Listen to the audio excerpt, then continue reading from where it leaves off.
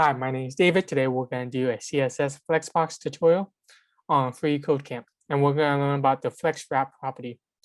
So what this property does is basically it gives it another row for Flexbox, or it can give another column depending on how you set your flex properties. So what it does is that by default, there's a no wrap. So all the elements within that flex container is inside that one row or one container.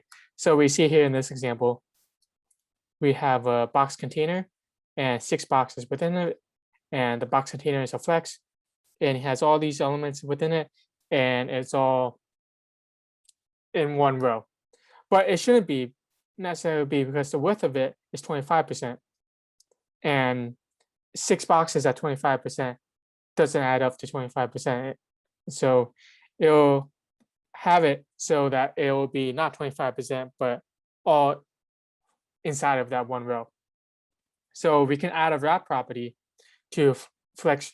We can add a flex wrap property with the value of wrap. So these will all take up just 25% of each page. So we can do it. We can show it here. So let me add it. Flex wrap. Yeah, and we can see here it takes up 25%, and then the leftover is the 50% leftover. And there's also reverse of it. So it wraps items into multiple lines from bottom to top if they're rows. So it'll pretty much wrap it, but it's in reverse.